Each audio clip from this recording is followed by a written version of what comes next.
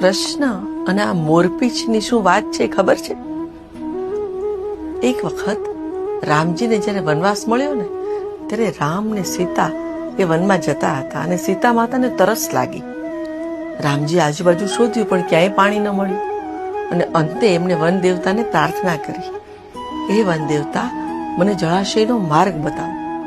અને ત્યારે એની મદદે મયુર એટલે કે મોર આવે છે અને કહે છે કે હું ઉપર ઉપર આમ ઉડતો ઉડતો જાઉં છું અને નીચે જમીન પર મારા પીછા ખેરવતો જાઉં છું અને આપ એ રસ્તે રસ્તે ચાલતા જળાશય સુધી પહોંચી જશો. પણ એ જળાશય સુધી પહોંચતા પહોંચતામાં તો મયુર છે એ પોતાના બધા પીછા ખેરવી નાખે છે અને મરણાસન્ન થઈ જાય છે.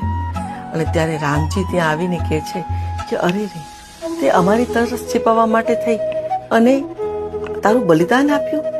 અને ત્યારે મોર જવાબ આપે છે કે જગત આખાની તરસ જે छिपाવે છે એ ભગવાનની તરસ હું छिपाવી શકું તો એના માટે મારો જીવ પણ જાય ને તો મને કબૂલ છે. અને રામજીને વચન આપે છે કે તારું આ મારી માથે ઋણ છે, એટલે આવતો જે અવતાર આવશે ને મારો ત્યારે હું તને ધારણ કરીશ. અને એ પછીનો જે એમનો અવતાર આવ્યો કૃષ્ણ તરીકે, ત્યારે તેમણે પોતાના મસ્તક ઉપર આ મોરપીંછને સદાયને માટે ધારણ કર્યું. તો આવો હતો આ કૃષ્ણ અને મયુરનો સંબંધ.